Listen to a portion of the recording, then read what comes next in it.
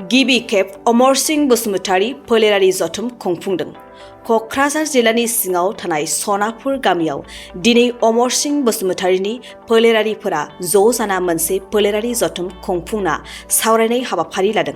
फोलेरनि गोमालांनो एबा गावजों गाव फोलेरनि गेजेराव सिनायलायै जानायखौ नोजोर बोना गावसोरनि फोलेरखौ गोजोर आरो गावजों गावनि गेजेराव मोजां सोमोन्दो खालामनायनि थांखिजों दिनै गिबि खेबनि थाखाय अमरस बसुमतारी फोलेरारिफोरा सानसेनि मेहेरगोनां हाबाफारिनि गेजेरजों बे जथुमखौ खुंफुंनाय जायो।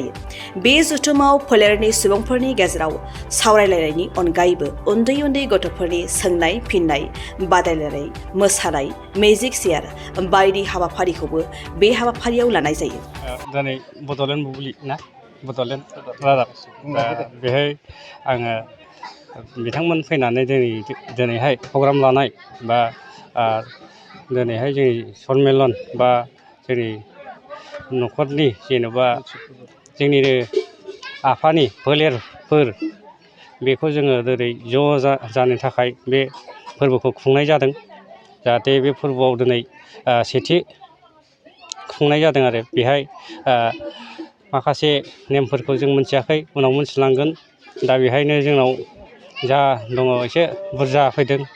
दा 250-300 जनसो फैनाय जाबाय आरो दा बेहाय आफानि बिदानिफ्राय लानाय जायासै, आफानि फिसाजोफोरनिफ्राय लादों बे आरोखि।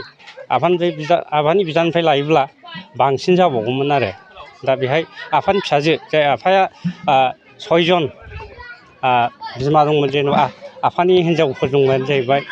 दा बेहाय आङो थामथि बिसिनि फिसाला जाहैबाय आरोखि। दा बेहाय आंनाव खुंदों।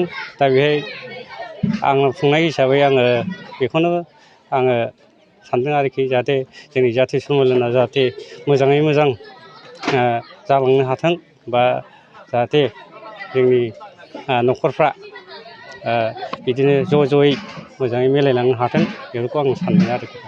जोबोद जों गोजोननाय मोन्दों दिनैहाय। माने बयहाबो जेनेबा नोङो गावजों गाव न'खरनि खुरमाफोरजों, न'नि मानसिफोरजों जेब्लाबो अनलायनाय सोमोन्दो सिनायथिलायनायफोरखौ जोङो लुबैयो बयबो। दा बेबायदिनो गुबुनफ्रा जेरै खालामो जोंबो मा खालामदों जे न'खराव गोदोनि आबै आबौ आजौमोननिफ्राय जागायनानै आमाइमोननिफ्राय जागायनानै जोङो गोबांथार गुवार जालांबाय फोलेरा। दा जोङो माखासेफोरखौ बावलांजोबनो नागिरबाय। जों सिनायथिलायनायनि जोंहा बिदि आंखाल जाबोगासिनो दं आरोखि। दा बेखौ जोङो नायहरनानै जों बोरैबा जोङो गावजों गाव अनलायनाय सोमोन्दोखौ जों गोरा खालामनो हायो, सिनायथिफोरखौ जों गोजोरै लाखिनो हायो, बेखौ थांखि लानानैनो जोङो देग्लाय फार्स्ट टाइम आमाइ अमरस बसुमतारीखौ बिथा खालामनानै सेथि अमरस बसुमतारी फोलेरारि जथुम जों बेखौ खुंजेननाय जाबाय आरोखि। ओमफ्राय बेखौ खुंदों देग्लाय नैबेहाय आनै गिदिरसिननि न'खरावनो बा आमाइनि न'आव खुंजेननाय जाहैदों। देग्लायनिफ्राय जों जागायजेनबाय। आं बेखौनो बुंनो लुबैदों, आमाइया गासै 6 हिनजाव दंमोन, थारमाने आनैया माने 6मोन आरोखि। बे 6 बिसिनि फिसाफोरा दा ओरैबायदि बुरजा जाबाय। दा नैबे सनापुर ओनसोलावनो नङाब्लाबो 250निफ्राय 300सो बाहाय मानसिफोर जाहैबाय। न'खर हिसाबैब्ला नोङो बिदिनो 50निफ्राय 60 न'खरसो बारा जाबाय आरोखि बेवहायनो। दा बिनि फिसा फिसौ बेहायनो एरनानै दा 300सोनि बारानो दंसै बे गामि दरथामसेयावनो। दा बेनिखायनो बे गथ'फ्रानो सिनायलायनाया आंखाल जालांबाय थानायखौ नायनानै जोङो बोरैबा जोङो बिदि लाखिलांबाय थानो हायो बेखौ बिथा खालामनानै जों देग्लायनिफ्राय खुंजेननाय जादों। आरो गिबि खुंजेननाय हिसाबै जोङो बेवहाय गिदिरसिनफोरनिफ्राय जों बिसोरखौ सिबिनाय बावनायजों लोगोसे बिसोरखौ जों माखासे बरायदों। जायफोर दाबो गोथाङै दङ बिसोरखौ जों बरायदों, मान बावदों। बेनिफ्राय जोङो गथ' गथायफोर जायफोरनिखौ फरायफुगासिनो दङ गथ'फोरनि थाखाय जों एन्टारटेनमेन्ट प्रग्रामफोर लानाय जादों।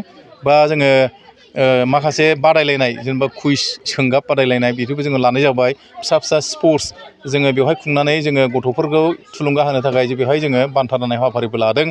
आइजोफोरनि थाखायबो जों बायदिसिना जों हाबाफारि लादों। आरो जोङो बेबायदिनो दा जुथुम बावगोन। जों बेबायदि जुथुमाबो गावजों गावनि गेजेरावहाय जोङो माबाखौ अनलायनाय नेरसोनखौ लाखिनो थाखाय जोङो बिदि खुंनाय जाहैदों। जोबोद गोजोननाय मोन्दों। आंबो बिराद गोजोननाय मोन्दों। गोबावसै जोङो खुंनो होनबाय थानाय जादोंमोन। बोरैबा जाहोनाव जोङो बेखौ खुंबोनो हानाय जायाखैमोन। आरो जोंना माखासे आनैमोन जायफोर बैसोफ्रा गैला बिसोर थैनाव बोथोर सफैजोब्बाय।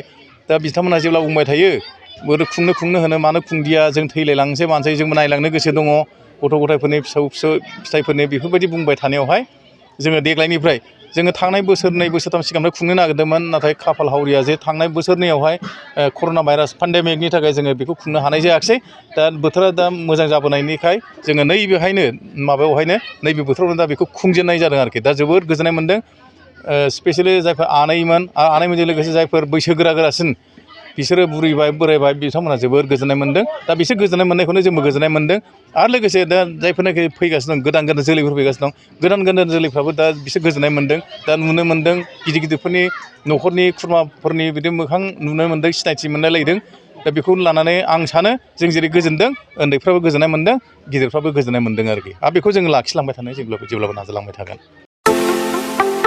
फोरोंगिरि मावनो गोसो जानाय बिजाथिफोरनि थाखाय गोजोनथाव खौरां बाक्सा जिल्लानि सालबारियाव थानाय गुड शेफार्ड नेशनेल स्कुलाव गोबां फोरोंगिरिनि गोनांथि जादों बे फरायसालियाव गाहाय फोरोंगिरिजों लोगोसे आखान्थि फोरोंगिरि आरो साबा आयदा फोरोंगिरिफोरनि गोनांथि जादों फोरोंगिरिफोरनि मासिखौ बिजाथिफोरनि गेजेराव आनजादनि गेजेरजों थिसननानै लानाय जागोन गाहाय फोरोंगिरि मासियाव एप्लाइ खालामनो थाखाय बिजाथिफोरा एमए एमएससी बिएड डिग्री लानाय इंराजि रोंगौथि गोनां लोगोआव 5 बोसोर गाहाय फोरोंगिरि महरै मावखांनाय रोंगौथि थानाय जानांगोन गाहाय फोरोंगिरिनि दान बान्थाखौ 14निफ्राय 20 रोजानि गेजेराव होनाय जागोन बेजों लोगोसे बिगियान फोरोंगिरि इंराजि आयदानि फोरोंगिरि बिगियान आयदानि फोरोंगिरि हिन्दी आयदानि फोरोंगिरि आरो सासे हस्टेल फोरोंगिरिनि गोनांथि बेफोर आयदा फोरोंगिरिनि थाखाय गोसो गुदुं बिजाथिफोरा एप्लाइ खालामनोब्ला बिगियान फोरोंगिरिनि थाखाय बिजाथिया एमएससी आरो बिएड डिग्री लानाय जाथारनांगोन बेनि दान बान्थाखौ 10निफ्राय 15 रोजानि गेजेराव होनाय जागोन इंराजि आयदानि फोरोंगिरिनि थाखाय बिजाथिया इंराजि आयदायाव एमए खालामनाय आरो बिएड डिग्री लानाय जाथारनांगोन बेनि दान बान्थाखौ 10निफ्राय 15 रोजानि गेजेराव होनाय जागोन बिगियान आयदानि फोरोंगिरिनि थाखाय बिजाथिया बिएससी लोगोआव बिएड डीएड डिग्री जाथारनांगोन बेनि दान बान्थाखौ 9निफ्राय 14 रोजानि गेजेराव होनाय जागोन हिन्दी आयदानि फोरोंगिरिनि थाखाय बिजाथिया हिन्दी आयदायाव एमए खालामनाय लोगोआव बिएड डीएड डिग्री गोनां जाथारनांगोन बेनि दान बान्थाखौ 9निफ्राय 14 रोजानि गेजेराव होनाय जागोन हस्टेल फोरोंगिरि महरै बिजाथिया बिए बिएससी लानाय लोगोआव इंराजि रोंनाय जाथारनांगोन बेनि दान बान्थाखौ 8निफ्राय 10 रोजानि गेजेराव होनाय जागोन गोसो गुदुं बिजाथिफोरा थाबैनो 7086283946 नम्बराव WhatsAppनि गेजेरजों गावनि बिजाथिनि फोरमानलाइखौ हरनो हागोन लोगोसे गोबां मिन्थिनो थाखाय 8473002079 जानबुं अनजिमायाव कल खालामनानै खौरां लाहरनो हागोन आनजादखौ बोहैथि दाननि 30 अक्ट'बर रबिबार खालि फुंनि 10 रिंगायाव लानाय जागोन